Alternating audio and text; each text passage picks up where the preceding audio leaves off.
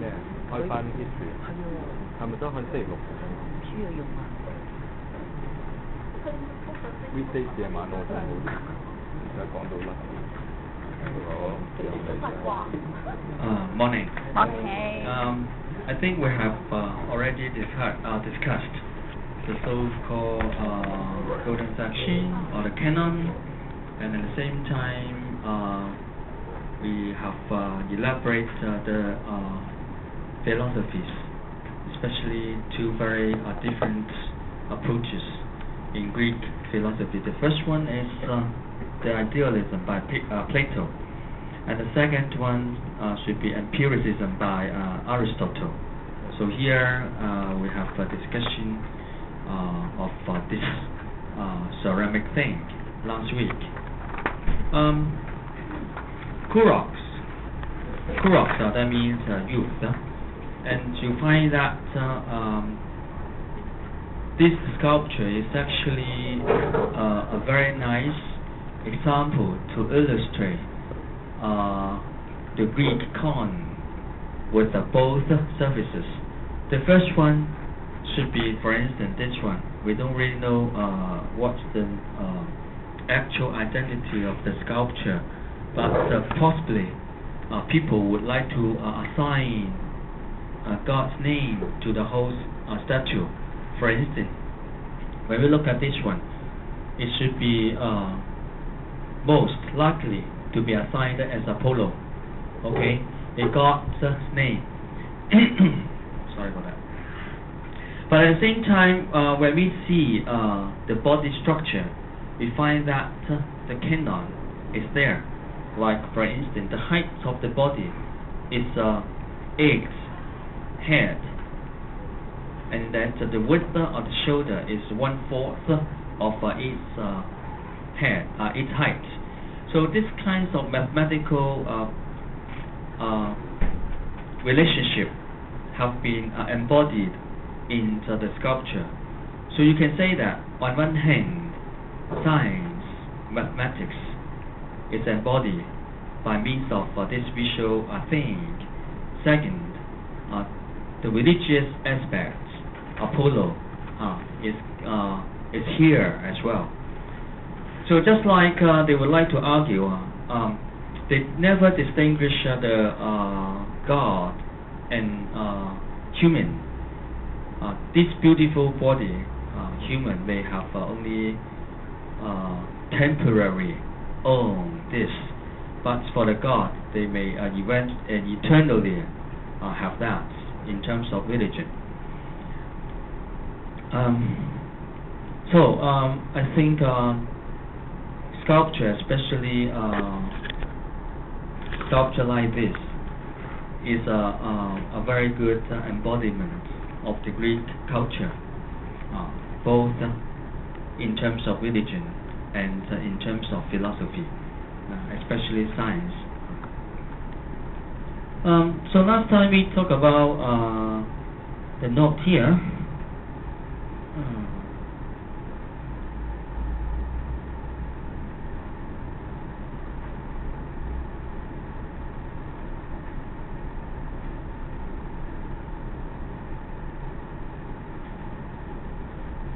We talk about contrapposto, and now the contemporary example should be those model walking, especially in fashion aspects. And then nuclear, because we need to see the relationship between parts by means of canon. So the body should be nude. And the cosmic significance, I think you still remember that. Man is the only measurement for everything. And up to now, this idea is still so important. I think I have already given you the example, like the natural disaster. If there isn't any human lost in the disaster, we call that natural disaster or natural phenomena. But if human lives being lost, we call that catastrophes, disasters. just like recently, you see the typhoon attacking the Philippines. They said this is the fiercest within the year. Anyway, cosmic significance, man as the measurement of everything. And then they would like to say flawless perfection and idealization. This one, definitely because of idealism proposed by Plato. They got several things. First, they think if they can seek a perfection by means of training their own body, then if each individual in the city, they have that kind of attitude towards their body, then the whole city will become perfect. The very good example should be Sparta. Spartan, they would like to train their body as strong as possible and as nice looking as what we have seen, the Kuroks. And that's why they would like to say that Spartans should be more stronger than Athens. So they have the war against Athens, as we have discussed last week. Besides that, they think that this is the other important thing. The idealized human body for the Greek symbolized an ideal divine soul. So if you got a good body, that means you got relatively good soul. Okay, I think to a certain extent, maybe that's right, because you see, to train your own body is not that easy, because you need discipline, and discipline should be the key attitude toward something. For instance, if you would like to try something and make it successful, you have to discipline yourself, just like what we have done in drawing class. You see, drawing class, especially drawing 1, is so difficult. Sorry those who haven't taken in my drawing class, but drawing 1 is so difficult and so demanding. When you apply the hatching lines, it's quite painful sometimes, isn't it? Not me, yeah?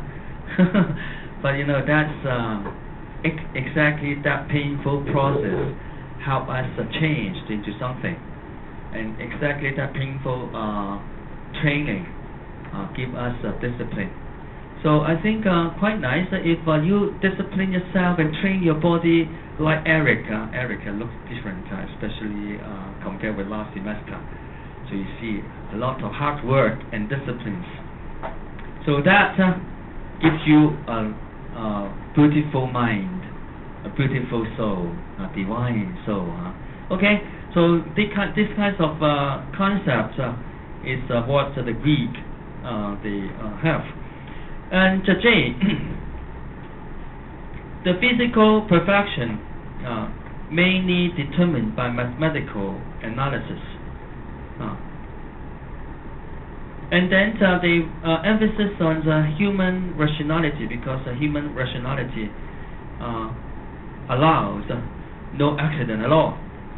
As we discussed before, due to the natural disasters and unexpected natural disasters, they would like to have a control, exercise a control over that. The only control over it may be geometry at the moment. So mathematics or human rationality becomes the tool for them to control their environment or situation. So here, human rationality, they very much emphasis on it eliminates accidents. And moreover, this is their aesthetic attitude. They emphasis on the simplicity. Simplicity is so important. If we have time to go to modern design, we find that right now people tend to have a minimal design, so that they have a relatively nice life. So simplicity, the minimal design is actually derived from here. Okay? So I think those should be the concept of the Greek culture. Assume that you don't have any question. Any question? Do you have? No? We talk about this. If we can discover more the treasure under the sea, then we will know more about the history relatively correctly. We've done this. Okay, let's see this. The Persian Empire should be regarded as very powerful, but when the Persian Empire at war with Greece, that's the only country that the Persian Empire cannot conquer so easily. That's not the point. But when you look at the ceramic port here, what do you find? Definitely on the right hand side, that one should be Persian soldier. And on the right hand side, that is a Greek soldier. So what do you see?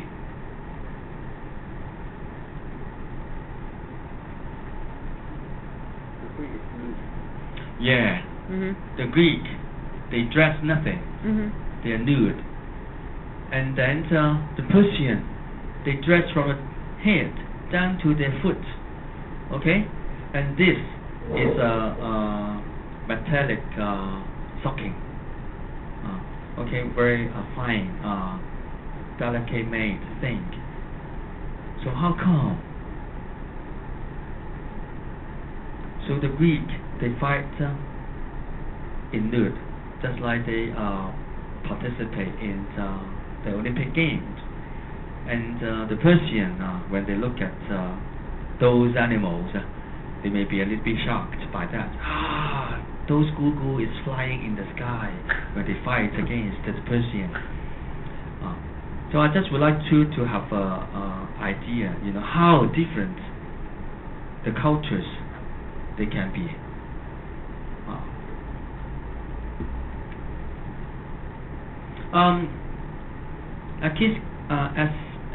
As here, how we know the painter here, because of the ports, they always engrave the painter's name underneath.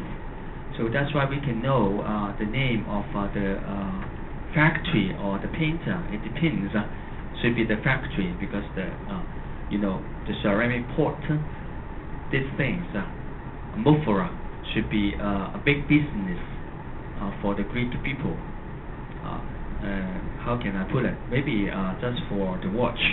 Watch is actually a very large business in Hong Kong. So that's the same. And people loved Greek ceramic made pots a lot. So this is a big business. Just like when we go back to the ship here, you find that a lot. This is commodity. So that's a very good idea to collaborate the myth into the commodity, so that when people buy it, when they would like to buy the ceramic things here, they actually buy at the same time the story. Okay, when we look at this one, we find that the modern advertising tragedy is here. So when you look at the ceramic pot here, you find the simplicity of the design. When we cut the picture into half, this is a symmetrical balanced picture, and you will find taper line, and then taper line, a V shape here, and then the other V shape here. And after these two thick lines constitute two V shape, we find there are two relatively thin lines connect these two figures together as spears. Okay, so the whole thing so nicely connected because of the width of the line. The thick one, and then the thin one, and thick and thick. And this as the center because of the value and the shape become the anchor of the whole picture. So very nice design composition. Well, I said this is business because Ascius, this one, is done I think relatively good. But compared with this one, and the Kiddis painter, this definitely, and the Kiddis painter because this is a very big factory to manufacture the port. Achilles and Aegis are playing. This is the same theme as this one. Even when you look at the composition, they look similar. So this suggests those things should be commodity only. What's the meanings of bilingual? Bilingual, that means on this side, the figure is a black figure. This is what we call black figure. On the other side, I don't have the red figure. But wait, this one. This is the red figure. So on one side you got black figure. On the other side you got red figure. We call that bilingual ceramic. So here, when we look at the story, once again, Achilles and Aegis, they act as partner when they fight against enemies. When Ajax fights on the left-hand side, Achilles will fight on the right-hand side. They take care of their partner's back. Okay, so they act as a pair, and they fight as a pair as well. So the whole figure brings the story of Trojan War here, and the hero Achilles and the hero Aegis. So when you buy this ceramic thing, you will think that you maybe you can identify yourself as one of the figure. If you identify as Achilles, sorry for that, because he dies young. If you identify as Aegis, sorry that he dies by committing suicide. So your choices. Okay, but quite interesting. People like heroes and like heroes' deeds, so that's why they buy these things. And on the other hand, when we see these three revelers, that means the party. They have a party together. When you look at that, at the first moment, we may think that these three men, they may have a special sexual orientation, but don't think in that way. Especially think this man is going to touch this man's Google, this implied line, and that man that is is going to attack this man's Google, and this man say, hey, no, don't do it. Okay, so is it a kind of a homosexual game, okay, played around here? Of course, according to historical record, we know that the Greek people, they have that kind of practice, homosexual practices, especially Sparta. Sparta, once in the history, they don't have any offspring at all because of they practice homosexual a lot. So that's why the whole city become destroyed if they don't find a woman to give them some children. But I think in this one, it's not necessarily that way, because when you see, that's quite a man thing. I'm sorry that not so many men here, but quite man thing because we when we play, we always get that kind of dirty joke, try to touch the other's Google as a kind of insult. Hey, touch you, and then you say, don't do that, especially when you are teenagers. So that's a kind of teenagers joke among the men. And I'm sorry that maybe girls, you don't really understand. So that's quite a playful thing. If you buy this, you would like to enhance the happiness in your party. Of course, women should be around. Okay, now we turn to Acropolis, Athens. What's the meanings of Greece? Parthenon. Parthenon is the temple here. We have seen that before. This is Parthenon. It's so bad that the reliefs on the top of the pediment here, they now all stored by the British people in the British Museum. Do you think the Greek, they should ask the British to return all the things to them and put it back here? Well, yeah, but you know the Greece is so poor right now. It's so difficult to handle antiquity well. So maybe just store in the British Museum for a relatively longer. But how about Mona Lisa? When we go back there, Mona Lisa should be the Italian painting. Now in French Louvre, should the French return Mona Lisa to the Italians? You think? No way. Okay, that's for your interest. So here, what's the meaning of frieze? Frieze, that means the relief about the waist on the wall. Okay, that we call frieze. So here we got quite human-like gods here. Frieze. This is Poseidon, and this is Apollo, and this is Artemis. So what happens, do you think? During why they portray those gods and goddesses here?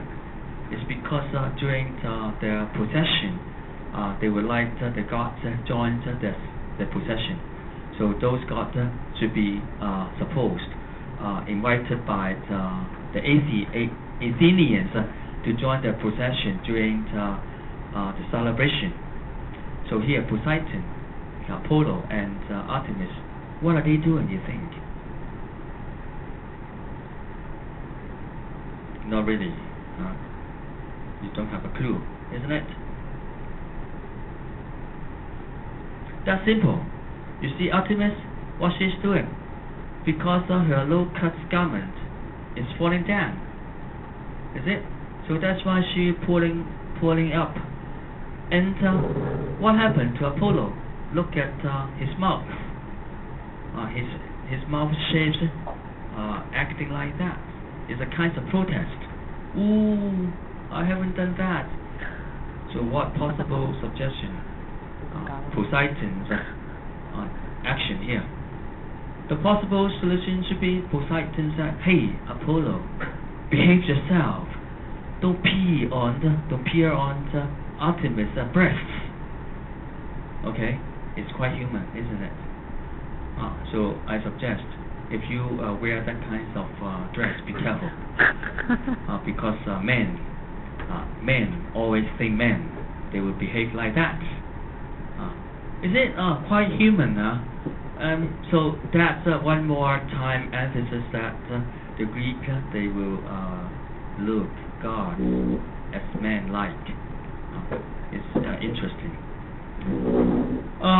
This warrior, because we are so lucky, this sculpture only discovered in 1970s. Okay, we don't have any idea before that. This one is found in the toe of Italian peninsula, in a ship, and the height of the whole sculpture is 6 foot 6 4 feet inch tall. It's quite tall. Actually, the figure is in pair. I only take one to discuss with you, and you will find that the whole body, we got the so-called contrapuntal shape, compared with the stiff Egyptian influence sculpture. Compared with that, we find that this one's more lively, and each different body part in different plane: head, neck, shoulder, waist, hips, thigh, and then carved. They all in different shapes. So who's this sculpture? We don't really know. Moreover, this is a mixing of different metals. For the this is the process of discovery. The diver rescue this hero. The eyelashes and the teeth made of silver. The body made of bronze. And when we look at especially the hair and the beard, we know that this is not only done by lost wax method. You see, lost wax method is a very common way to do bronze sculpture. But after the sculpture being cast by the lost wax method, you see the sculptor, they manually engrave the pattern of the hair and the beard, so that you got that vivid shape. So the eyes is glass patched. This is silver eyelashes and silver teeth and copper nipples here. The possible buyer of this sculpture like this, the scholar suggests, should be Italian. Italian love Greek sculpture a lot. It's so handsome. And it takes a few years, some may say, or maybe last for 10 years to clean two sculptures up. And after the sculpture being cleaned and they being erected in the room, it's so dominating. The workers, they feel a little bit threatened by the sculpture because they're tall and big. They look like real person, ghost-like or god-like. It depends on what you feel.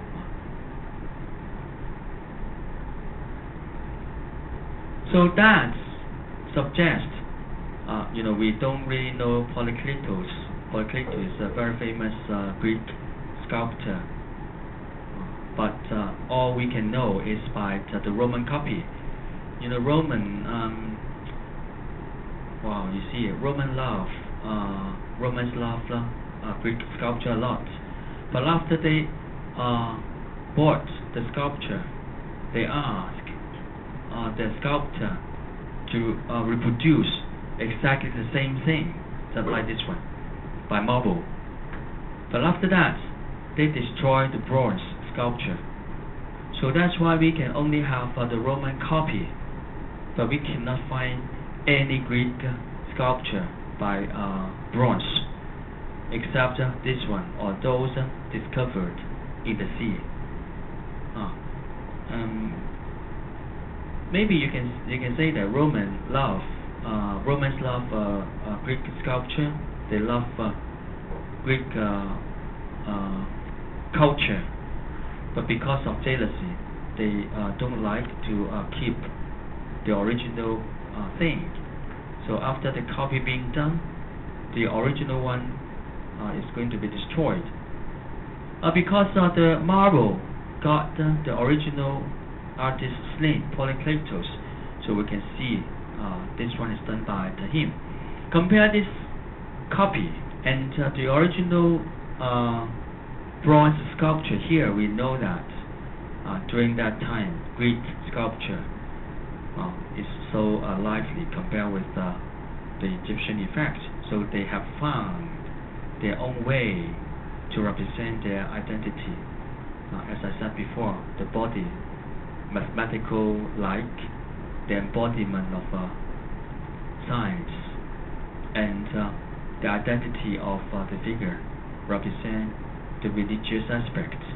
So they both represent the Greek sculpture, both aspects at the same time.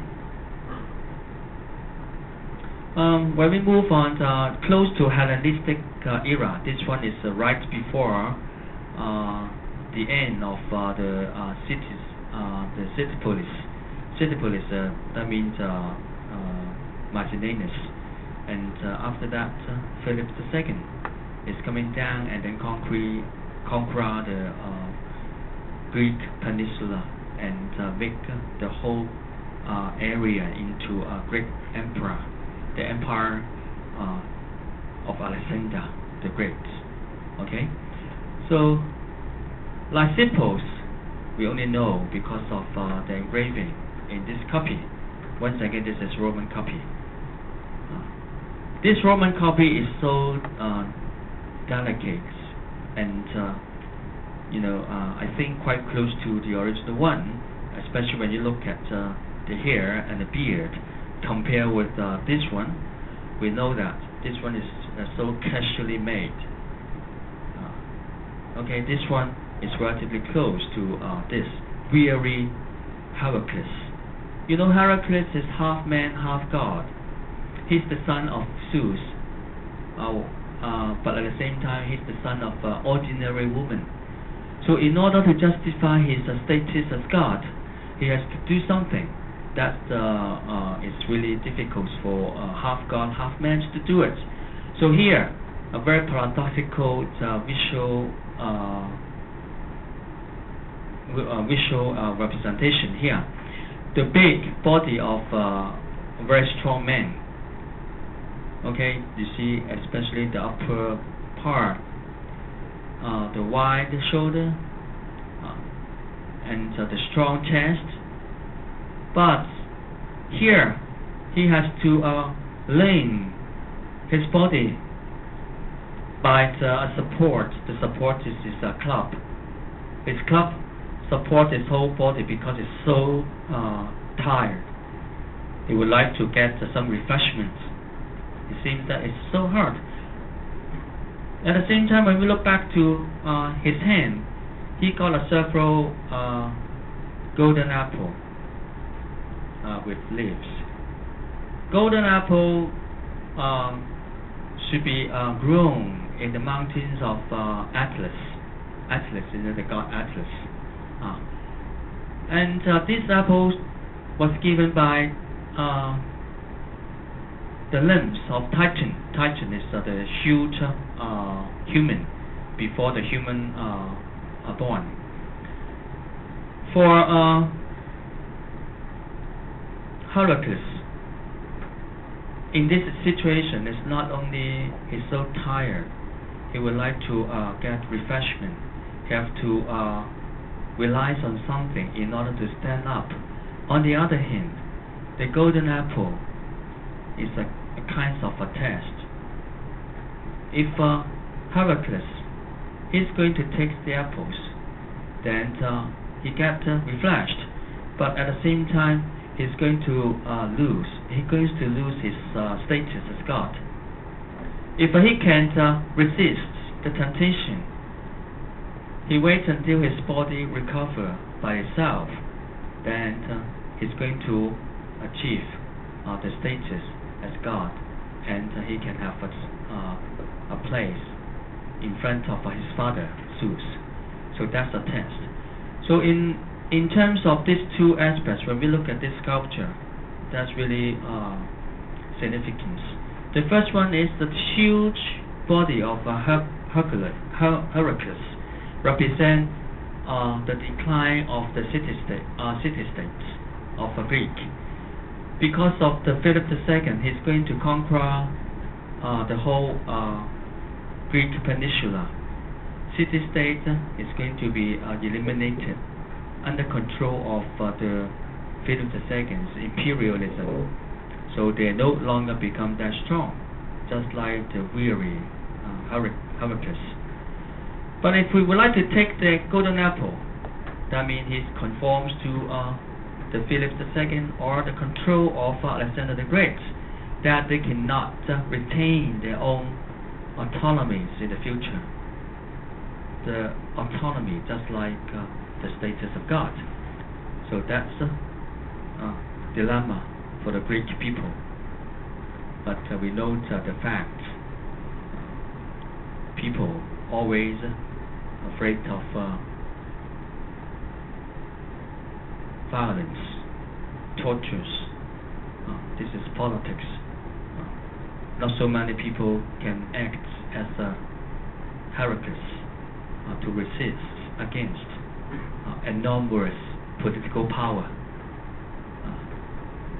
Just like us in here, we're so powerless in front of the politics, isn't it? Yeah. So when we look at the sculpture during this period, you feel so sad. Okay. Now, Praxiteles, we find quite a few female nude sculpture. Okay, the one like this one is so weird. So a few. This one possibly as the decoration in prostitute house for people to go there. A woman being portrayed like this definitely is not a god. It's not a goddess. It's not a noble woman. Should be a slave or possibly a prostitute. It depends on what kinds of things she's doing. Various scholars suggest various things, but it doesn't matter because the core for the whole sculpture is the female nude here. The female nude is the core. That means this is the only gaze target for men. So when we look at the recent exhibition in Hong Kong University, have you been there? Alone, or you got a lot of companions with you during you visit the painting? Have you been there? Yeah, go. Yeah, you should go there. Did I mention that last week? Go there and have a look. So you see the gesture. So when we look at this dimension, we know that Botticelli actually got his own objective in painting a female like that. This is not ordinary girl. It's idealized, especially when you look at the toes. Okay. So this is Alexander the Great, a very handsome boy. His father, Philip II, being assassinated when he was 20 years old. I think probably he planned it because life is too short during that time. For adults, maybe 40. For female, maybe 35. It depends on whether you give birth to a baby or not. If you is going to deliver a baby, then you probably die more relatively earlier. Okay, good. Okay. Sorry that I put the wrong this one here.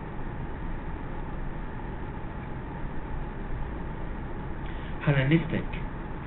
Let's move to that part.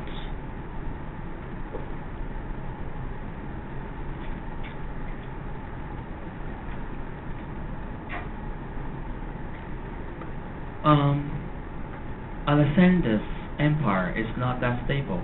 After he died, the emperor split into different small states.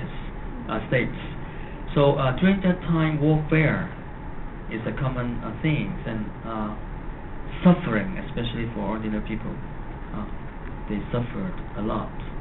So that's why in this era, the 3rd to 2nd century BC, they find that life as well as humanity is so imperfect, and they return to themselves and they find that they really suffering. They got quite subjective feeling on that. So during this time, the works of art become a kind of the so-called empathetic naturalism. Empathetic naturalism, that means you can identify yourself as the sculpture, so that you can feel the story by substitute yourself in the sculpture. So that kind of approach appealed quite a lot to audience. And the sculpture is not only portraits of a human, but actually tell to a story, or you can say drama. And during that time, and people would like to say the so-called works of art. Before, we don't say that the temple sculpture supposed to be works of art. They're just a functional thing, and any artifact should be used for a certain purpose. But in this era, they think that everything should be regarded as works of art. For instance, temple, statues, paintings should be thought as works of art. And at the same time, those things should give expressiveness and cultivation of the artist's own individuality. So during that time, individual artists and individual patrons, their name were mentioned.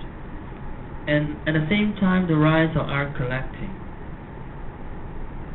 And you got some famous artists. Of course, propaganda, political significance.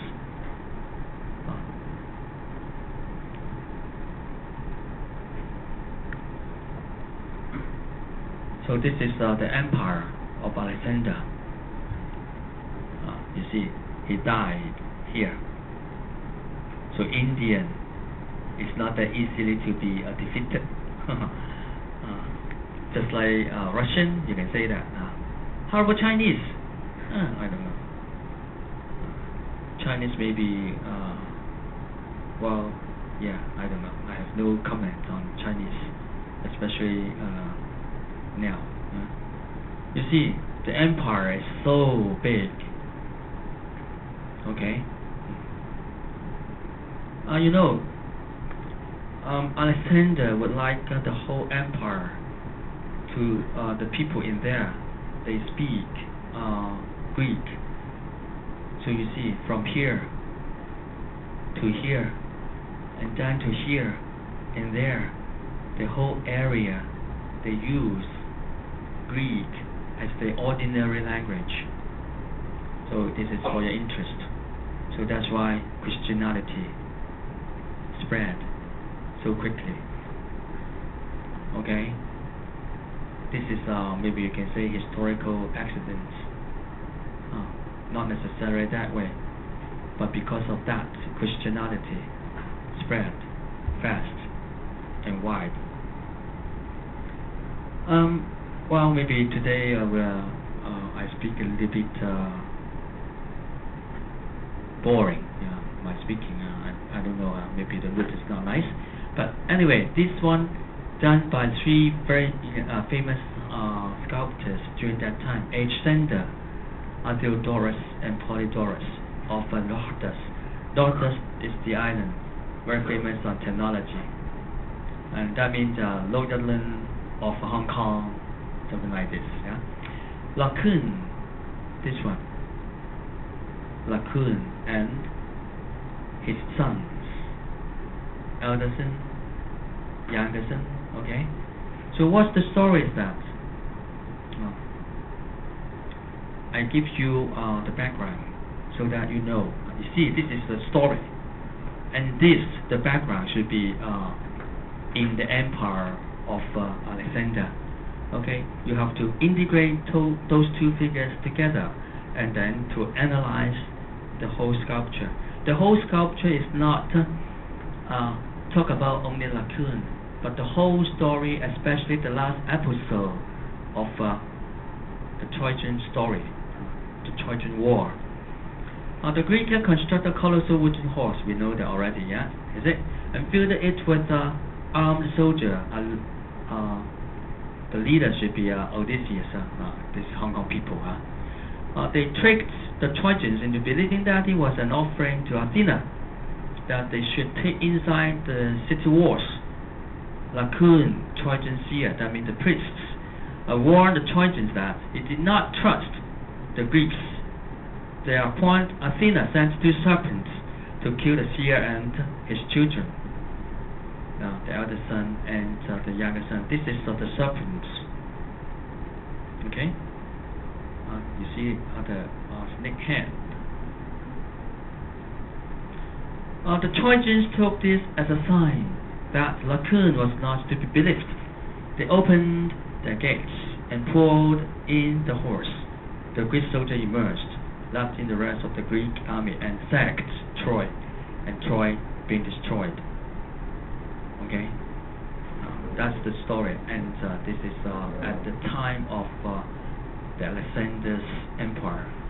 So do you want to have spend maybe a couple of minutes discuss with your classmates and see how the visual language composed here, and how the visual language carry the meaning. Okay, so I give you a couple of minutes, maybe 3 minutes, then you can talk to your neighbor.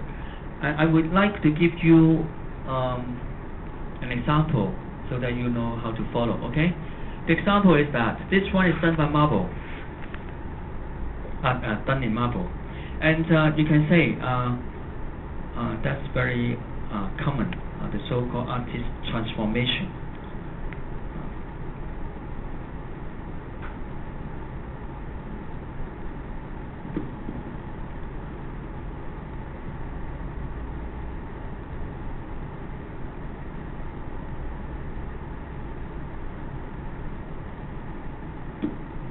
Transformation should be the power in art.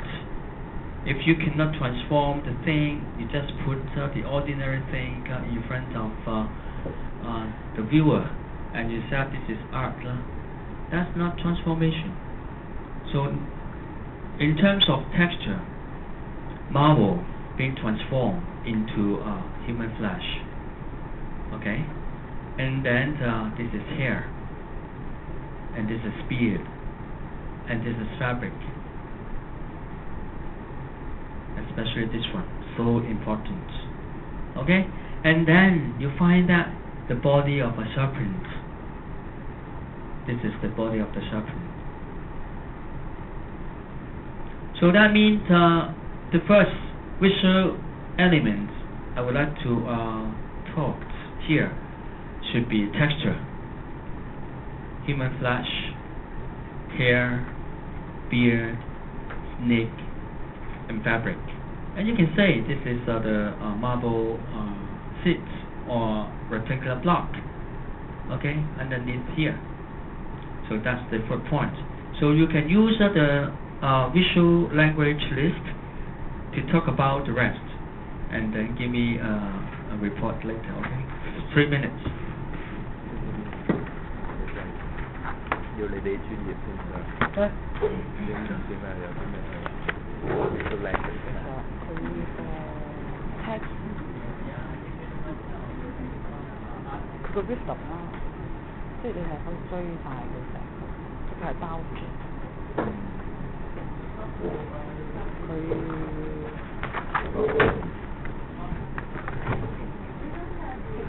texture。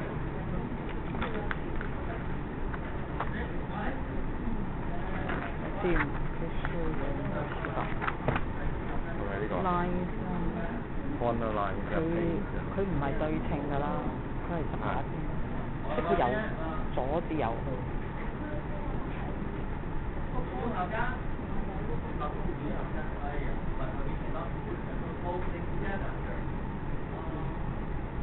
個 volume How about you use mine?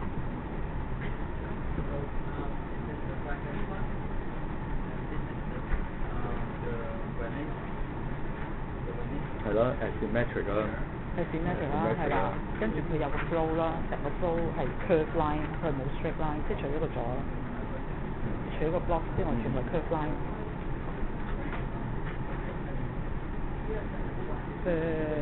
我睇到呢邊個大仔有個 lift 喺呢個方向有個 balance，little balance 㗎。因為呢度一個大嘅嘢喺呢邊，佢坐咗喺後邊，但係佢嗰個 balance 佢個 visual balance 喺個底嗰度。哦，即係 share。係一個三角形，係喎，佢係一個三角形。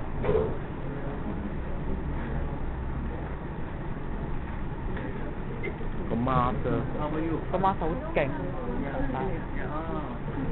以為個 face 啦，佢唔係成個實嘅啦，佢係通㗎啦，即係佢中間有通窿㗎啦。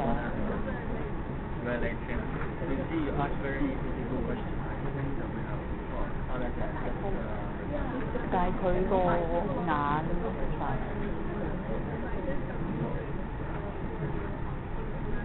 我覺得個眼神如果即係用翻個 mid 去睇，其實好無助嘅。你見唔到兩個小朋友就望住老豆，但係個老豆幫唔到佢，又望住個天咯。望住個天係啊！即係話神啊！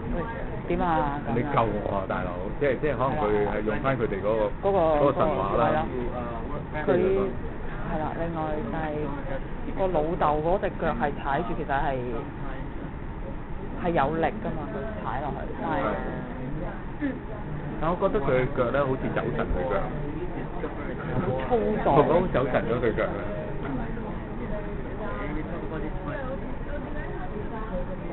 但我覺得佢呢一個細 younger 嗰個其實好冇力。係啊，因為佢細啊嘛。係啦，但係個老豆其實係好強悍地捉。佢掙扎緊。係啦，但係嗰兩個其實好即係阿大仔想除咗隻腳，係啊，除唔到咁樣。但係兩個都慌張啊！佢向個爹哋即係求救啊！但係個爹哋都 helpless 啊！佢向望佢先望先，即係。佢係咪 overlap 嘅？佢冇 overlap 喎，佢唔算 overlap 喎，佢係淨係一個三角，佢唔係一個 overlap。咁條蛇 overlap 佢哋都係 create 到個 space 嘅。係一個 time motion frozen 咯。但係佢係咯，即係我覺得佢譬如佢係想逃走嘅，即係想走嘅嗰隻手係想除一啲嘢或者想拎一啲嘢走，但係無奈地佢翹住晒。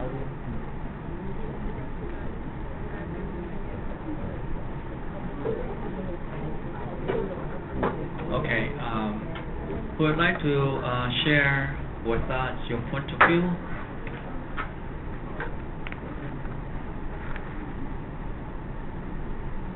Yeah, how about Chó Linh?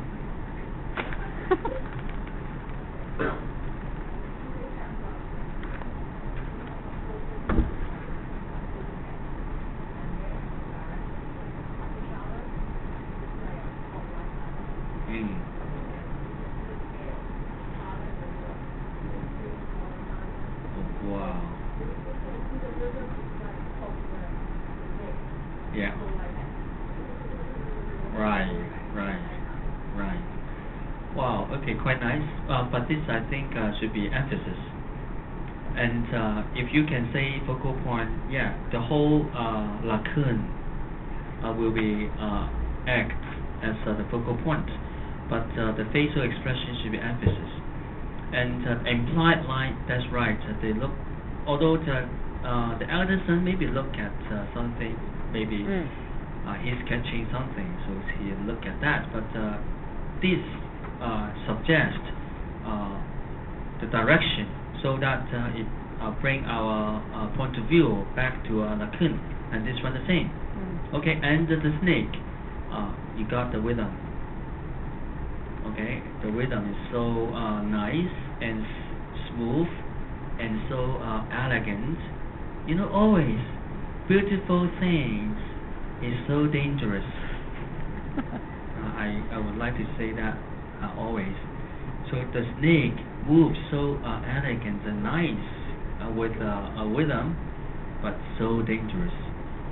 So good. In terms of scale, you see, this is the biggest, and this is the second, and this is the smallest.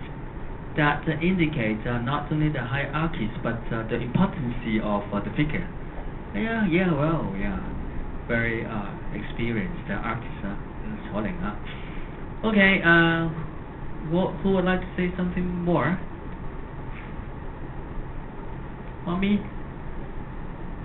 Not this time, okay. And yeah, someone, yeah. Eric?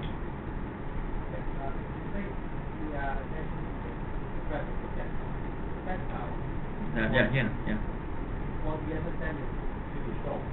Yeah, soft, yeah. Right? And compared to this marble, Yeah. there's something soft and hard. Yeah, contrast of soft and hard. Yeah. And marble is Heavy, yeah, heavy.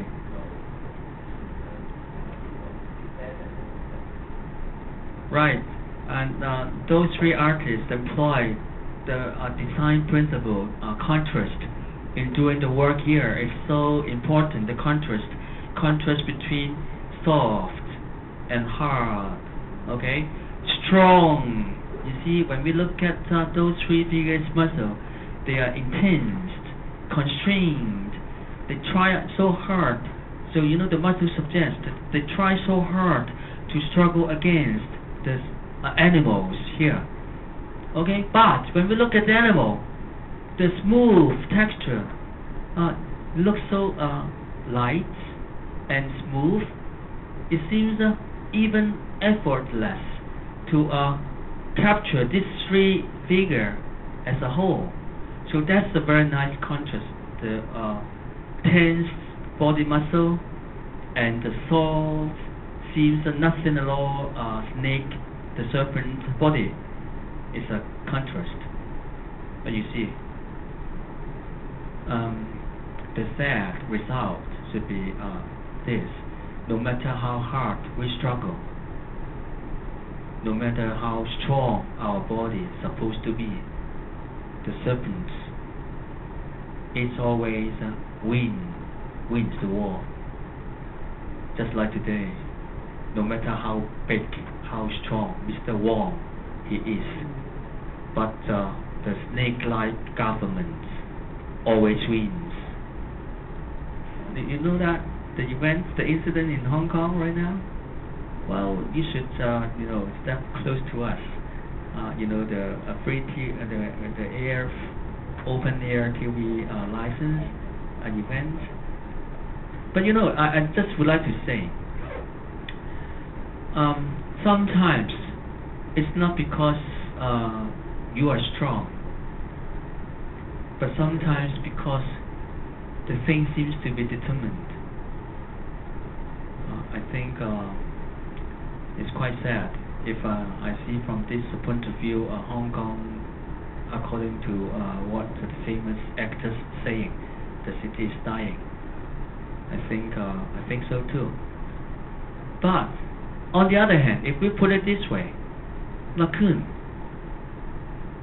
although he knows the final destiny, he's going to die, but he still struggles.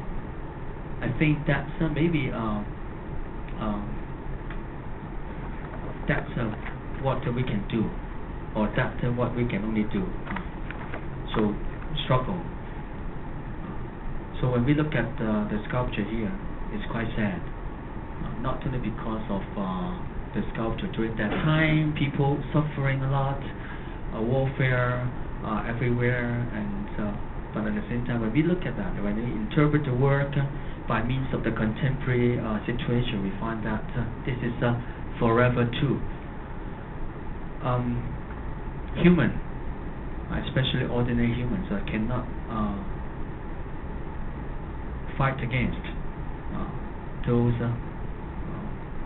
monsters especially monster, in politics.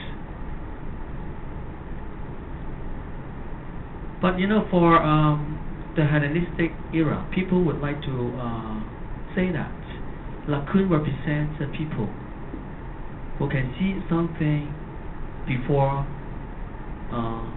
others. That means just like avant-garde. He knows that before other than the other people. So when he says something people don't understand, people is going to ignore him. So that's the fate of a prophet. That's the fate of a seer. The same applies to every year, so I think. If you work in a very avant-garde-like form of art, then you will be neglected by others. Yesterday, I looked at the newspaper from Economic Journal. There is an auction house, Christine, or I can't recall. The auction house, this is the 40 years in Hong Kong, and she's going to put the ant. The ant is done by a Chinese painter, Mr. Zhang, in Indian brushes. But when you look at the Indian brushes, you find that it looks like a realistic representation by pencil. That's not new, you see, especially after the Chinese Communist government. Everything should be done in that way. Just for your interest, not a big deal at all. So when we look at this sculpture, this one is discovered in 1506. So that's why I have to put it here. This one definitely exerts great influence on Michelangelo. Okay, you have to recall this sculpture when we talk about Michelangelo. Not only this one, the other one. You see, on this aspect, we find that for the sculpture, Laocoon is not only represent a mythical story. Laocoon is actually represent the suffering humanity during that time. And this is the evil politician, the evil monarchy during that time. The snake, the serpent, the same, you see, everywhere the same. Human hasn't been done any progress and improvement on himself or herself. So when we compare with the tradition Greek sculpture, this contrapposto, we still find that this one is so dramatic. The diagonal line is so strong, and the whole sculpture is so dynamic. Laocoon would like to smash everything because of the energy stored in the sculpture.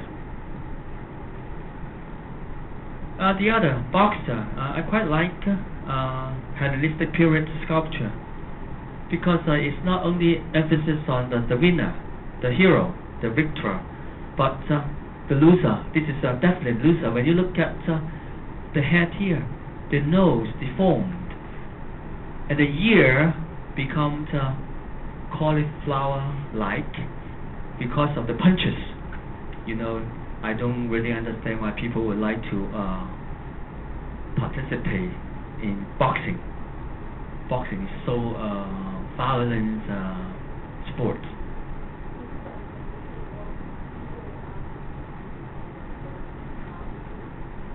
Well, both. You see, during that time, actually artists can do their work by their own. But at the same time, maybe some commissioned by, like for instance, this one, definitely commissioned by Patron. But those, I think, they mainly do the work by their own. If people like that, they will buy that. If they don't, they just leave it there. So artists got their own initiative to do their work, other than just for commission's sake. So that's why you got that kind of work. If all work commissioned by the rich people, then some work may not become out like this. Especially when we go down to this one, the old woman. This one. This is a life-size figure. The old woman, because of her age, so the body is shrinking, and because of the heavy weight she's carrying, so that's why the garment falling down. We got that experience before. When you carry very heavy thing, sometimes that heavy thing will pull down your garment like that, and you can see the imperfect face and the aging body here. So if this one is commissioned by others, I don't think this one should be done in that way. So I like this work. When you compare with the hero here, he's nothing heroinic. This one is heroes, and this one is not. It's a completely a loser. How can you portray a loser? Okay? But life is like that during that time.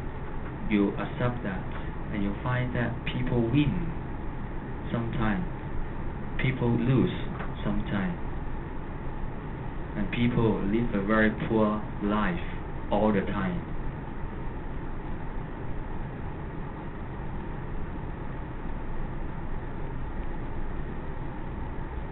Okay, this one, Demosthenes. Demosthenes is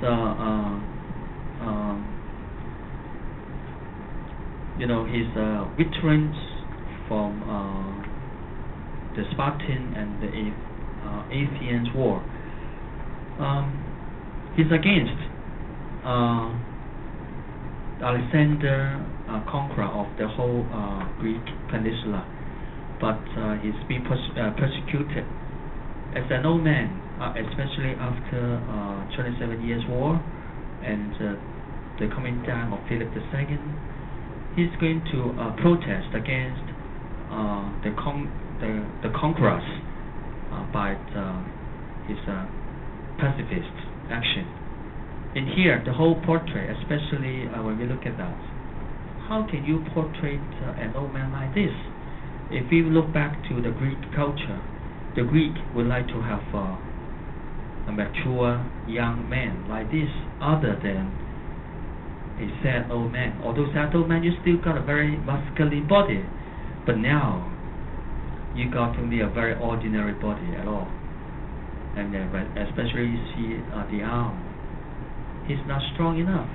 And when he put his hand in front of his body, you find that a sense of he doesn't know what to do. And how can we tell this is a sculpture of integrity, a man who would like to wear it against the conqueror of Alexander Empire by this long sculpture? What's the visual language here suggest? He's the people, although powerless, but his powerlessness is a visual manifestation to protest against Alexander's empire. So how can we appreciate a sculpture like this, so simple? This one may be relatively complicated, and we've got a lot of visual language here, and this one is so obvious. Okay, and how about this one? How can this sculpture represent an old man, powerless but with integrity? We would like to say something against the huge dominating political power.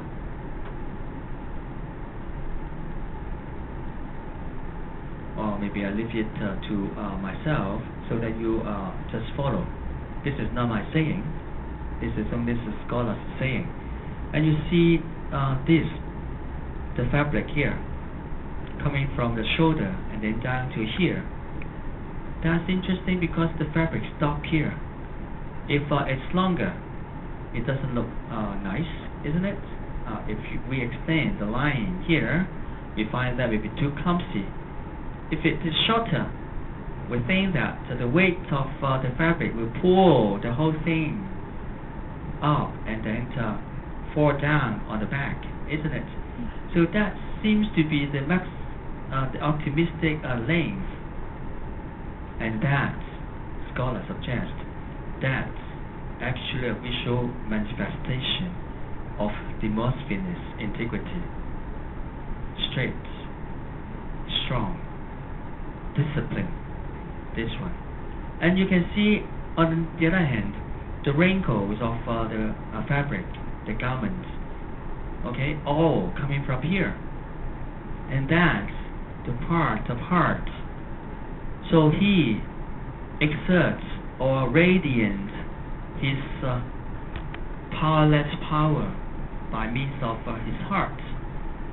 So these two visual elements represent his integrity and his powerless power. Okay? Is it okay? Is it fine? You see whether you agree with that or not. But compare with this one. You see? This is Hellenistic ruler. I always said this is the actor, the Chinese actor, the Hong Kong actor, sorry, not Chinese actor, the Hong Kong actor, Mr. Zhao Yunfat. Is it? So Zhao Yunfat actually got a very westernized facial features. Small heads, big bodies, especially big gugu. You see the hip. Wow, so strong, isn't it? So when we compare with these three figures, we find that, as I said before, Lysippus portrays Heracles. It symbolizes the decline of the city-states in Greek peninsula. City-states before is huge and strong, but now is declining. Okay? So whenever you see big thing, that represents weak inside. So here, we call that Hellenistic ruler. This Hellenistic ruler, so strong in body, but when you look at the rod here, his whole body relies on this rod, just like Heracles relies on the club. Okay? They cannot stand by their own. That represents this is the only support for the city-state. But Lysippus prophesy that the city-state is going to decline. The body is going to fall. Here, the Hellenistic ruler relies on armies, violence, political persecution. Okay, it's not because of their own body. It relies on weapons. But the only power exercised by the powerless people will be their integrity from their hearts. They are so different because they're done by different sculpture commissioned by different people. Is it clear? So whenever we think that the whole country exercises its political power, especially militarily, that gives you a sign that the country is really weak inside, especially in terms of software, philosophical, cultural, social. In this country, the only power to form the whole country together is only military and violence force, but not cultural, social, and philosophical power. So if a whole country only joined together by the forces is going to be broken in the future. So that's why it's going to be broken and then changed to Roman Empire a bit later. Etruscan.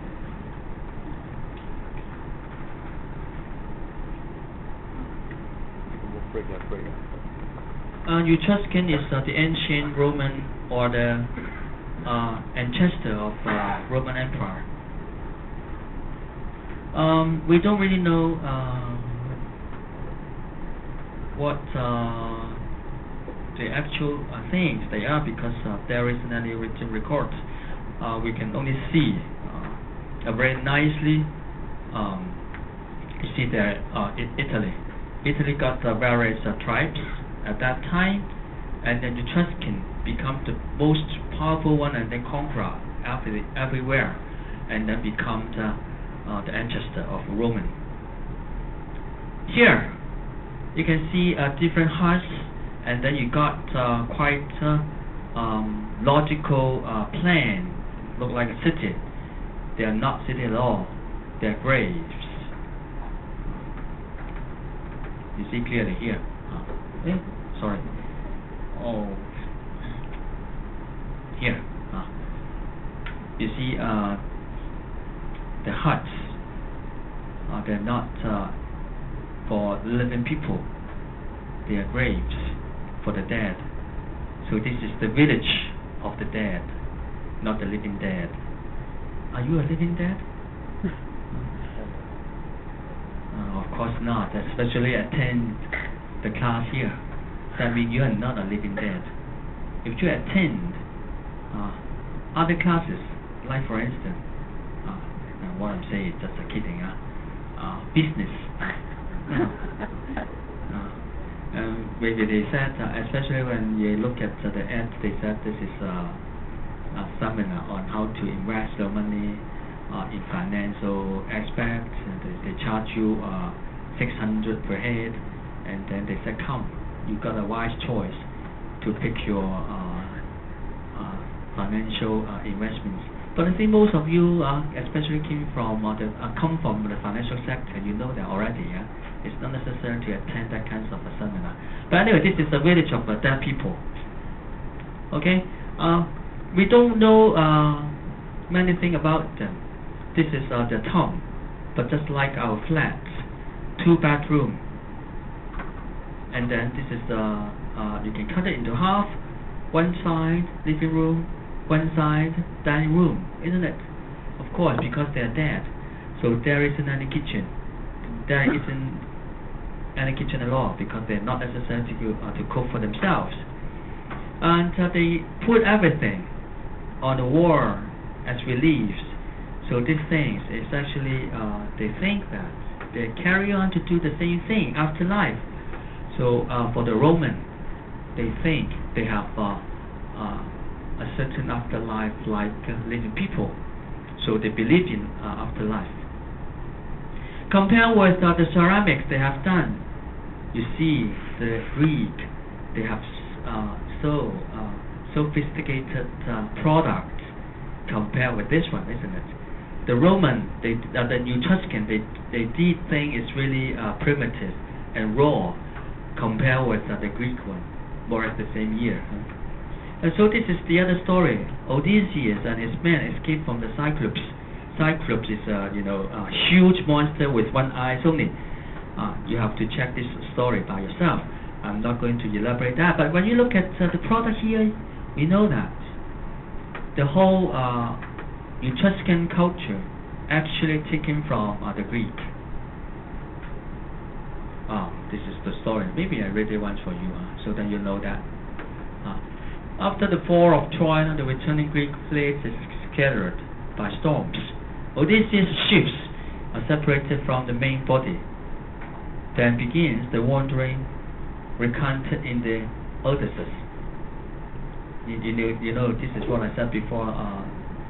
Odysseus just like Hong Kong people. Hong Kong people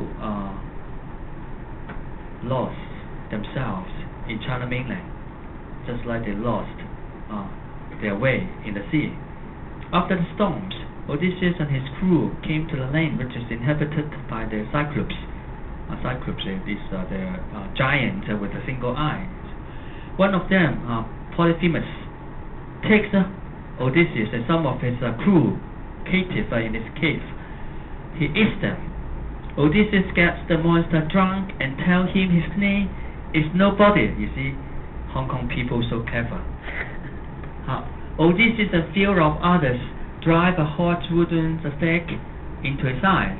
The monster screams. Other Cyclops come to see what has happened.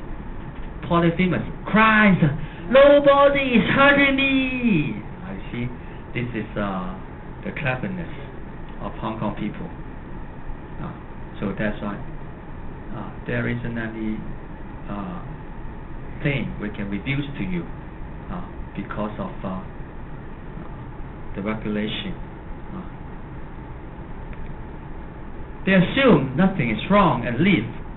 The blind Cyclops unsealed the cave and let out his ship. The Greek escaped by holding on the undersides of the animals. Polyphemus' son, the sea god Poseidon, curses Odysseus to wander the sea for 10 years for blinding his father. So this is not a very happy event. But you know, Odysseus and his crew got the other happy events quite nice. They are being locked in an island with a beautiful monster, because the monster will disguise themselves as a beautiful women during daytime, but they eat the crew during nighttime. So this is sarcophagus. Sarcophagus, that means coffin, especially this one, made of terracotta. Terracotta, you know, close to ceramic, from earth, from soil. Okay, sarcophagus. Why they need that big? Because they're cremated. Actually, inside the sarcophagus, there's only ashes. You know, ashes. You burn your body, then you get the ashes. Then they put the ashes inside this sarcophagus. And when you look at the couple here, they would like to bury it together, the husband and wife. And during this time, when we find that those figures, they're stylized. Okay, look at this perspective, and then you look at this one. They are more or less the same, isn't it? They're different sarcophagus, but they look the same. And the husband said, "Come on, let's drink for our afterlife." And his wife said, "Okay, let's drink together." Okay, happily buried together. So you know how beautiful if you and your husband or your wife can be buried together. So nice. But afterwards we find that the sarcophagus becomes so ugly, so realistic represented. So you know, this actually follow the Greek, idealize, stylize the figures. But this is the actual color of Roman. From now on, we know that the essence of Roman art is something like that. Representation. Not only representation, but realistic representation. When you die that old, then the craftsman would like to portray you as old as that. So that's why when you look at the wife, she's looked like a maid because of the old age.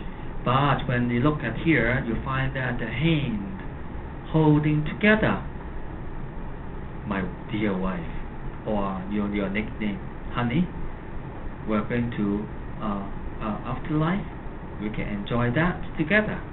And the wife said, "Aya, I have to suffer you for a more generation." Oh my God. Is it funny? I think that's good. If you can have that kind of experience, then you have blessing. Okay? Two people together is not easy. Not always an easy thing. But you know, I just would like to say one more time again, you bear in mind, for the Greek, idealization is the essence. For the Roman, this is the true color. They would like to portray things as real as possible. If you are that age, then that you are. If you are young, then you are young. If you are old, then you are old. Okay? Realistic representation is the true color of Roman. So for them, the Greek and Roman culture, we always group them together, but actually they got a really big difference. The first one is the Greek always idealized their work, but the Roman, they won't. This is me. Is it? I think when I was a bit younger, then this is me. My head is that big.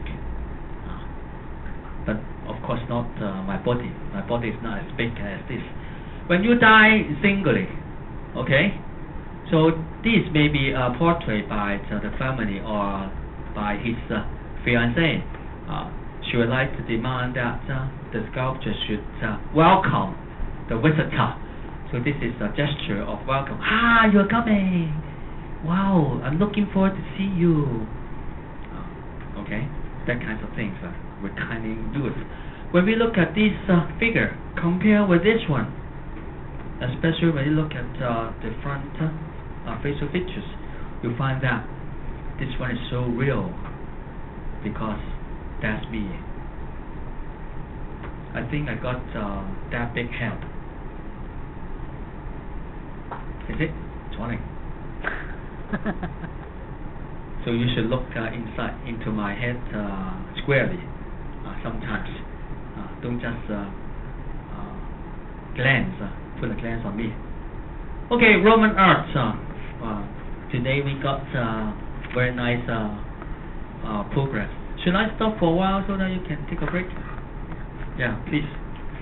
And I'm going to check your name. If you come back, please tell me your name. 5 minutes. And this is nice, is it?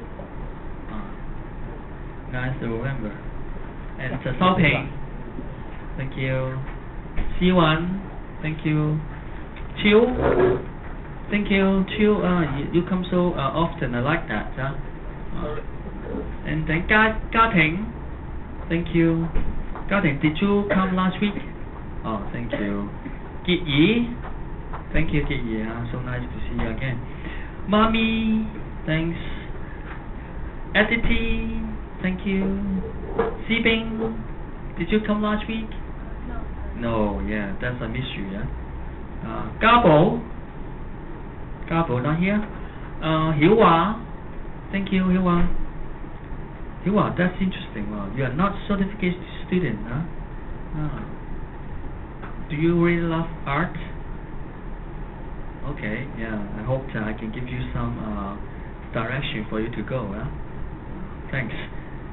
Louis, nice to see you again, huh? Good, huh? Don't forget to come. Chó Ninh, good, thank you. Gong Wing, thank you. Ga Kei, not here, Ga Kei today. Ji Wei, Wei Ping, thank you, Wei Ping. Jai, thanks, Jai. Mẫn Han, thank you, Mẫn Han. Lui, Sibing.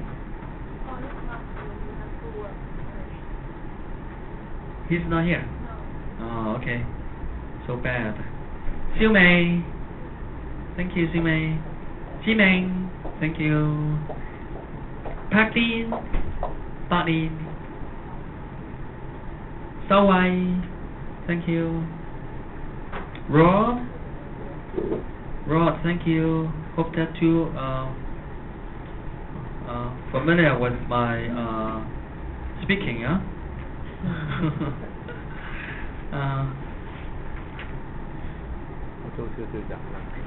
Chai Chai, Jessie, Gai Ji, no.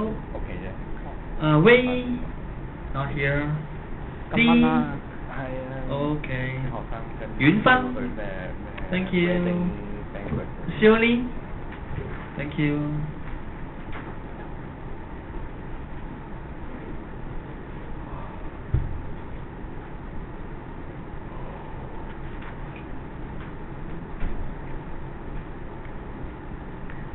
你講先。我想呢要問下佢嚟緊下一期係係咩嚟㗎？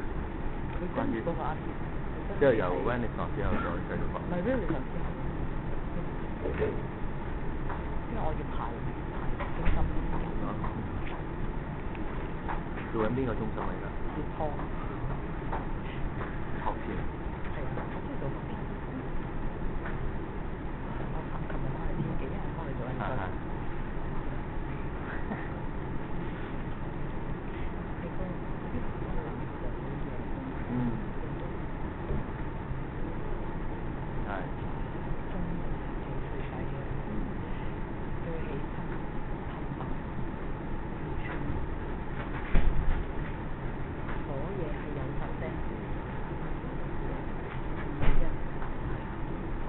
咁你一個人喎，咁但係老師咯，兩個有 partner 跟。7個都10期幾出飯啦，都唔真係冇㗎。你都熟㗎啦啲嘢，你嗰個出嚟啊。問題我真係睇到辛苦，因為呢一班其實佢智慧係咪？年班嘅時候我睇咗一日，之後全部都係。但係其實好多 training 喺裏面其實，定係冇 training？其實我覺得佢哋全部去晒 external training。哦，唔係啊，咁但係你一定搞掂治理㗎。你治理啦，respond 你冇嗰啲你做唔到 training㗎。係冇問學校全部傾下，但係學唔到呢班啲嘢。但係你搞唔掂治理，學唔到 discipline，學唔到嗰啲嘢，點唔係你埋唔到academic啊？即係學唔到嘢，你如果我治理唔到，你點教到嘢啫？你裝唔到 attention 嚟教。覺得佢哋要有一個唔係你，但係如果你冇咗嗰個前設，你冇反應係冇得 academic 㗎嘛。我就話其實佢哋咧係不能夠坐喺度上堂，佢哋需要勞動啊，即係佢需要喐。但係你裝唔到 attention，佢哋係唔會學到嘢㗎。冇錯。啲仔你一定要攞到佢 attention，佢同你 react 到你先可以學到嘢。Okay, come back here. You see the Roman Republic. This is before the Roman Empire. The Roman Empire should be established by Julius Caesar. Okay, here in 44 BC. The Roman Republic, they basically got a certain different status people. The council is the head of the republic. You have to be elected per year. That means you have to please those partitions. Partition is the rich people, especially control money and military powers. And then the plebeians. Plebeian is ordinary people. Nearly 98% of the people in the citizen population should be plebeian. Plebeian, they don't have any power at all. And the Roman assembly, they will vote in that way. The rich people, they are going to vote first, and then the plebeian, they are going to vote at the end. Of course, not all the plebeians, but the representative of the plebeians. So just like the vote, we have in Hong Kong Logical Council yesterday or the day before yesterday. The partition, you can say that this is the people they voted for special groups of the so-called you can say the functional group. They voted for that. So that's why everything cannot be passed, because the objection. If the plebeian, the representatives, they would like to establish something, but they cannot have enough vote against the partition. So that's why the partitions always control the whole Roman Republic. The Roman Republic is not necessarily democratic in nature, although the form seems to be, just like the Greek. They got a large base, except the 98% of the plebeian. They got a large part of people, they are slaves. So how come you become slaves? We talk about that a bit later. Like here, 1 out of 3 person in Italy, 1 out of 5 elsewhere was a slave. being a slave cut across races and nationalities. So if you're Philippian, you're not necessarily guaranteed that you can be a citizen, Roman citizen all the time. Because of something, the citizen will become slaves. When you mission, that means you can buy your freedom, or you can be freed by your master. And number 4 is a fact. Slavery was so much part of the society. If you call for abolition right away, would have resulted in violence and bloodshed.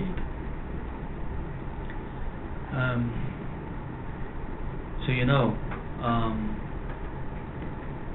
especially after Jesus, he died on cross. You bear in mind, I'm not going to preach Christianity. I just tell the facts. After 300 years, not until Constantine, okay, Christianity becomes the national religion. 300 years. You see, you have to spend 300 years to abolish slavery. It's not an easy thing to do. And then if we look at this way, slavery is actually throughout the whole history, not until the 20th century. The very obvious abolition of slavery should be Lincoln in America.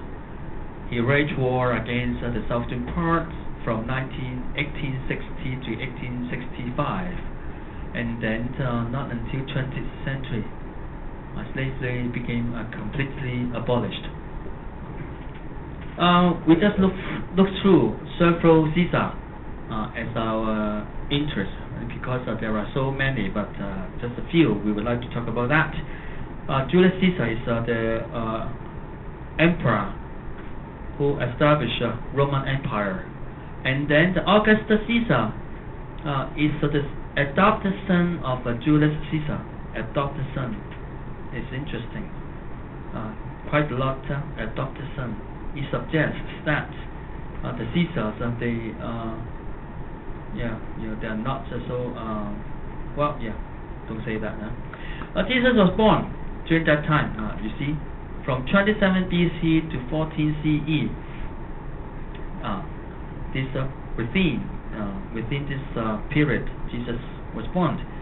And Augustus, his famous thing should be the so-called piece of Rome, because during that time, not until the middle of his reign, the whole Roman, you got really a peaceful manner for you to travel to different parts of the empire. So this is the great deeds done by Augustus Caesar. And after that you find Tiberius Caesar, 14 to 37. During that time Jesus died under his reign. And then Nero, you see, this is a very famous software, but right now maybe we don't use that often because of the memory stick. Nero, why we use the Nero software to burn our information into a CD, because Nero like burning. Yeah. First, he burned Christians. He tied all the Christians in his backyard, and then invite the officials to come. And after the banquet, when the sun set, he poured the olive oil all over the Christian's body, and then set them on fire, or torched them, and said, human torch. Okay, this is the first justified Nero like burning. And the second thing is so important. Nero burns the whole Roman city, in order to fake the Christian, fake the people that the Christian did it, in order to persecute the Christian. So that's why the Western people would like to use Nairo to represent burning. Okay. So this one, Vespasian. During this time, I would like to say one thing. 7 CE, Titus, Vespasian's son, destructed Jerusalem's temple. This temple is done by the Jewish king. And then Trajan and his important contribution is the building of aqueducts. So I don't really understand why during the Roman time people like bathing a lot. But after that, in medieval time, people they don't wash themselves at all, not once in a year. So that's why the French they have perfume, and the British, there is a report, not so nice, but I think several years ago, the report says that the dirtiest people in Europe should be British, because they wear the same underwear for 7 times. It's so weird how to wear the underwear for 7 times. But this is the report several years ago. Anyway, this is just for your interest. Don't worry about that. Aqueducts represent Romans. They like to taking baths so much. And Hadrian is the emperor building different architecture, especially Colosseum, all over the Mediterranean Sea. So that's why we can find Colosseum in Tunisia, and that one is so nice, especially when we look at the broken parts. It suggests the past, Roman glory, but at the same time, it suggests any dominating political power will be over one day. So a nice metaphor. Well, we're going to see that a bit later.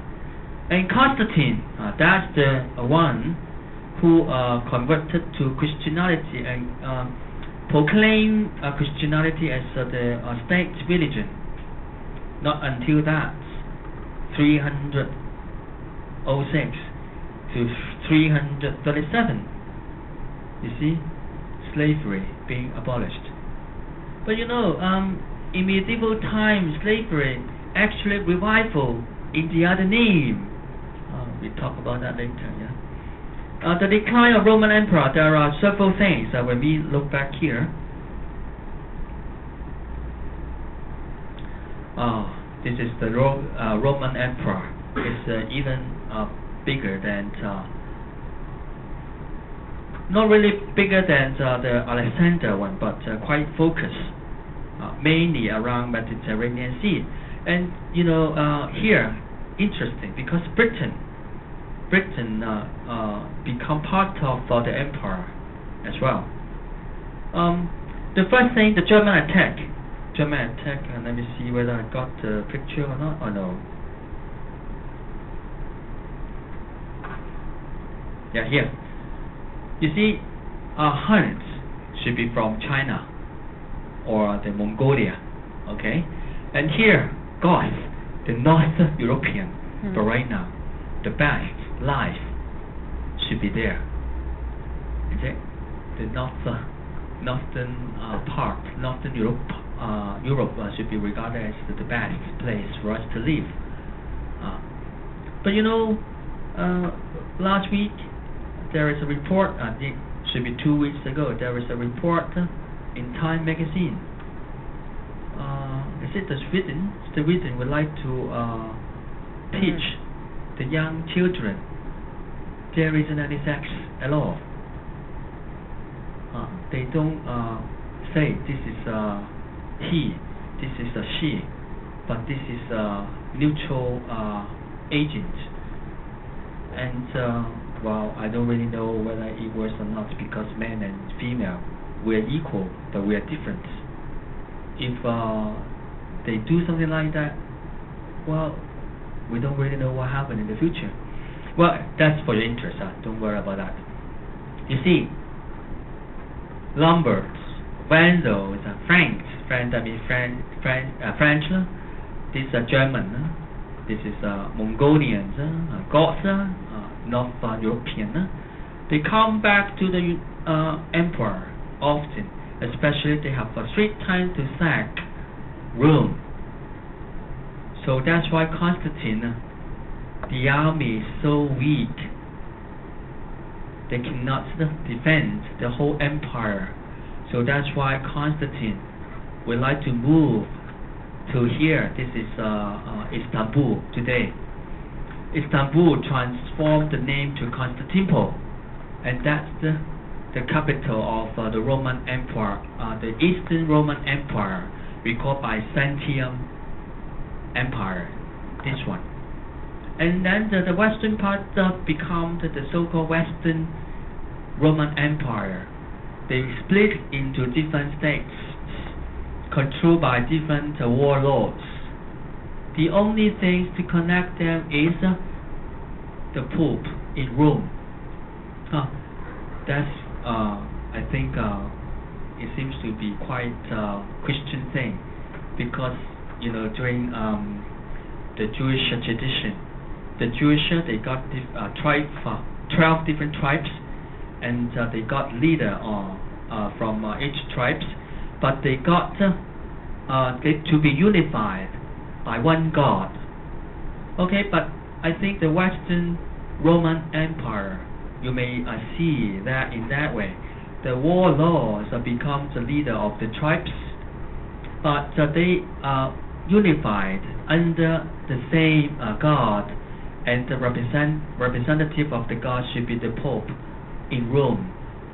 So the Western Roman Empire becomes the embodiment of the Jewish people in the Old Testament. And here the Byzantium, the king becomes the high priest as well. So political and religious forces fused together. This one lasts not so long, because they attack each other all the time, especially French and English. They always fight against each other. Here, it lasts for a relatively long time, from the 4th century down to the 15th century, 1436, I guess, if as far as I did not, I don't memorize wrongly the date, to 15th century, not until they defeated by the Ottoman Empire. This Christian states become the Muslim world. Now is the Muslim world. The world, it seems to be really sometimes changes is unavoidable. Political failure, that means they not treat the people well, and economic crisis, the lack of money, and decline birth rate because of the plague, and at the same time because of the practicing of sodomy, sometimes the plague here, and the death of not until the death of the emperor Theodosius, the empire divided into half. As I said before, the West becomes the Western Roman Empire, the East becomes the Eastern Byzantium Empire. The God, actually the Roman more or less like Greek, they believe in different kinds of God, all kinds of God, especially Roman is so superstitious. They invented the so-called household gods. Household gods, more or less like Chinese people, is the ancestor. Okay, they worship the ancestor so that the ancestor can ensure their family's continued prosperity. And then the other official Roman deities, especially the emperor. Emperor becomes the living God in the emperor. And then some mysterious religion. This mysterious religion, some will call that there are at least two. One Dionysius mysterious orgy religion, one Christian religion, because Christian religion during that time not so many people understand what's that. And then the state cult, this very obvious, the worship of emperor in 2nd century. If you don't worship the emperor, that you are jeopardize the unification of the state. So you have to do that. And then after you have worshipped the emperor, you'll be issued a certificate to justify that you have done that.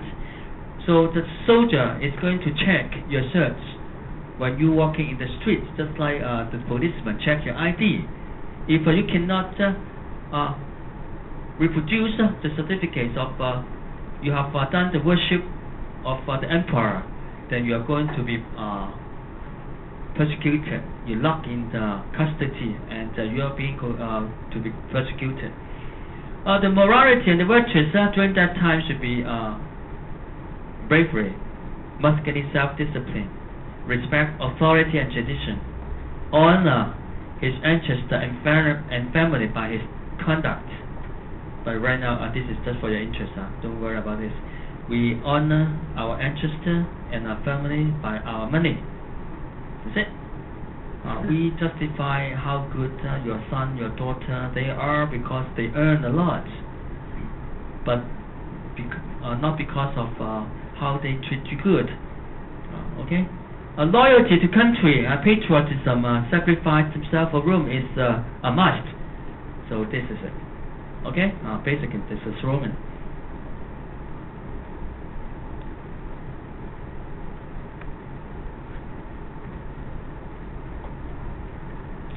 When we look at this picture, this is so wonderful. I cannot check the title of this. This should be the fritz. That means the wallpaper above the waist, and it's mosaic. The craftsmen they pick the color, and they put them painstakingly together to get the picture.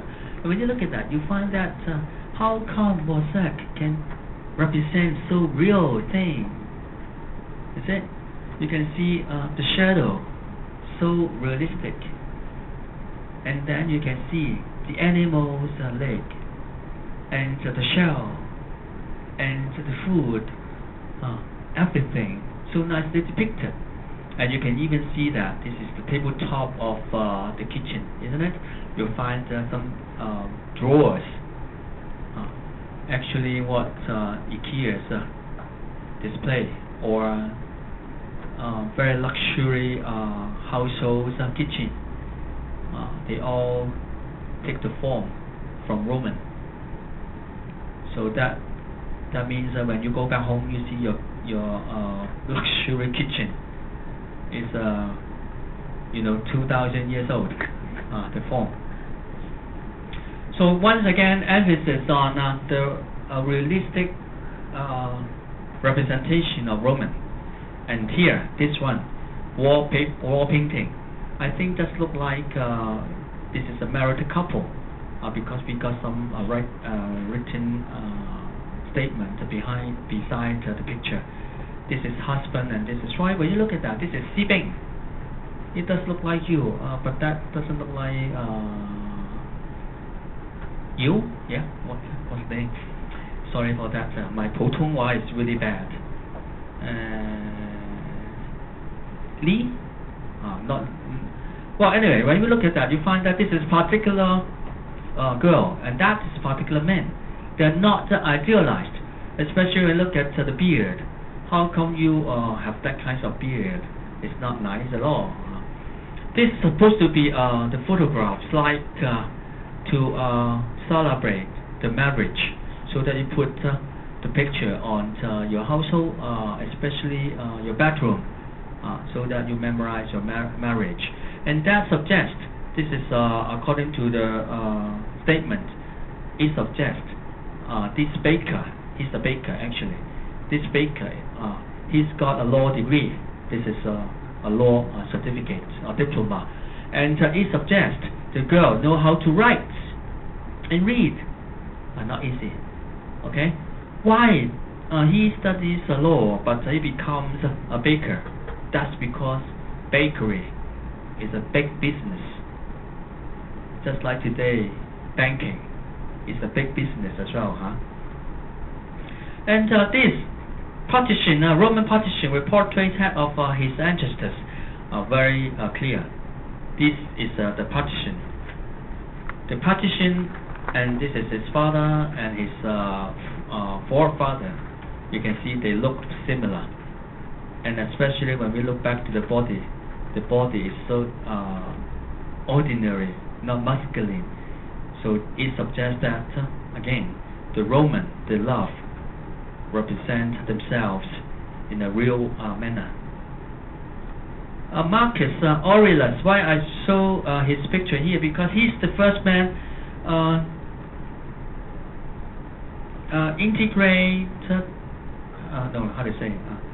use the horse to represent his military power. So here, the horse, as a tradition, horse represent the power of your military forces. How many soldiers you've got, how strong the army should be.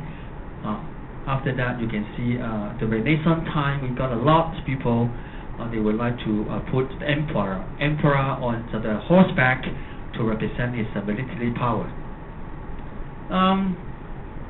There are several types of columns you would like to know at least until the end of the class. You still remember this at least. First, Doric order. Doric order is the primitive, the first kinds of column in Greek culture. Very simple. A square slat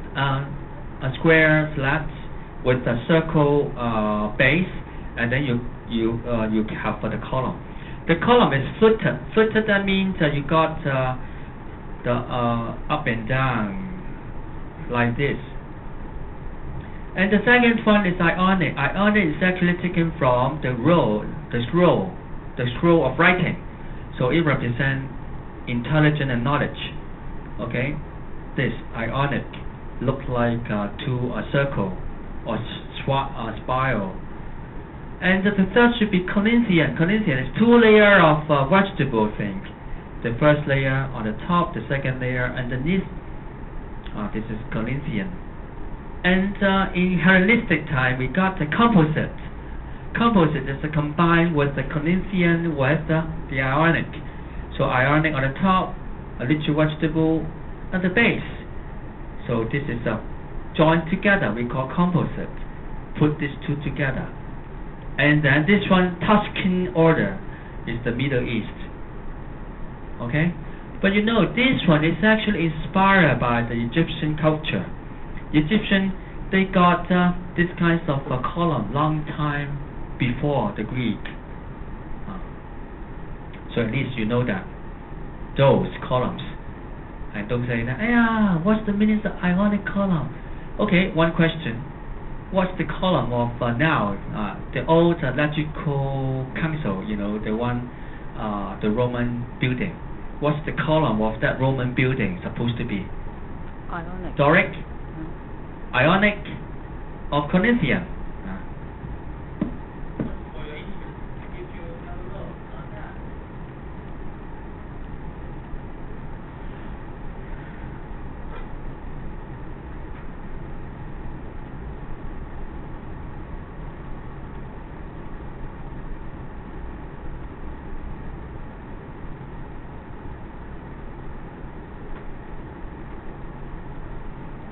So what's the column is this one? I'm not going to give you have a close look. Ionic. Is it difficult for you, Louis? Have you seen this building before? You think so? In Central, you should visit that. This is a really old building and very, you say, got a kind of Western taste. How about you, Rod? Have you seen this one before? No, you have to visit that. So what's the column? Is this building has? No, you're not a clue. Okay, now let's have a close look. What's this? Ionic. Quite clear. Ionic, isn't it? Okay, yeah, you learn it. Thank you, and that means you know that already. So yeah, for our old electrical or previous or ex-electrical building, that Roman structure, they use Ionic column as the main structure. And the important thing invented by Roman is this: the keystone.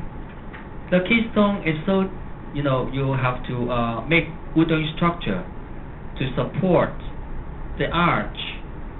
Okay, but once you put the keystone here, you insert the keystone, then you can see that not even a cement.